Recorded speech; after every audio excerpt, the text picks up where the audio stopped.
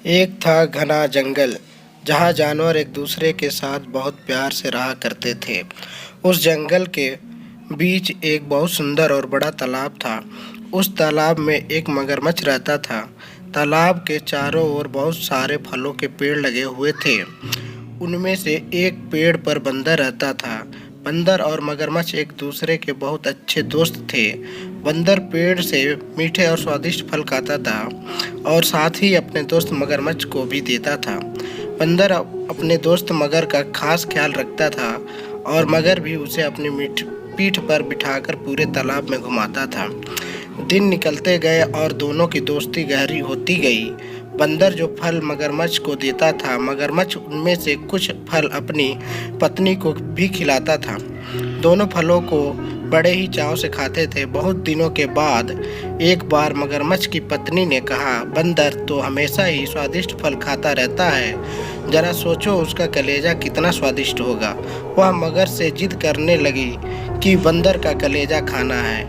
मगर ने उसे समझाने की कोशिश की, लेकिन उसने नहीं माना और वो मगर से रूठ गई। अब मगर को न चाहते हुए भी हाँ बोलना पड़ा। उसने कहा कि वो दूसरे दिन बंदर को अपनी गुफा में लेकर आ जाएगा, तब उसका कलेजा निकाल कर खा लेना। इसके बाद मगर की पत्नी मान गई। हर दिन की तरह स्वादिष्ट फलों के साथ बंदर मगर का इंतजार करने लगा। कुछ ही देर में मगर भी आ गया और दोनों ने मिलकर फल खाए। मगरमच्छ बोला कि दोस्त, आज तुम्हारी भाभी तुमसे मिलना चाहती है। चलो, तालाब की दूसरी ओर मेरा घर है, आज वहाँ चलते हैं। बंदर झट से मान गया और उछलकर मगर की पीठ पर बैठ गया। मगर उसे लेकर अपनी गुफा की ओर बढ़ने लगा। जैसे ही दोनों तालाब के बीच पहुँचे, मगर ने कहा कि मित्र, आज तुम्हारी भाभी की इच्छा है कि वो तुम्हारी कलेजे खाए। ऐसे कहकर उसने पूरी बात बताई।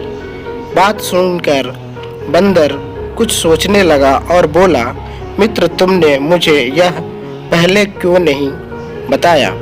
मगर ने पूछा, क्योंकि क्या हो गया?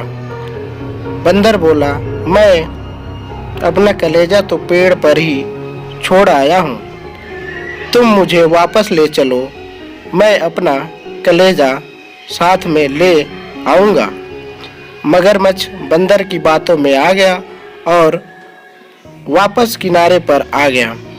वो दोनों जैसे ही किनारों पर पहुँचे, बंदर झट से पेड़ पर चढ़ गया और बोला कि मूर्ख, तुझे पता नहीं कि कलेजा हमारे अंदर ही होता है। मैं हमेशा ही तुम्हारे भला सोचता रहा और तुम मुझे ही खाने चले थे। कैसी मित्रता है यह तुम्हारी, चले जाओ यहाँ से।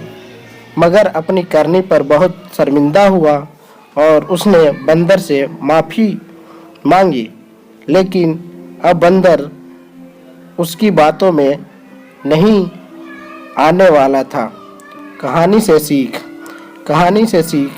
इस कहानी से हमें यह सीख मिलती है कि संकट के समय हमें घबराना नहीं चाहिए।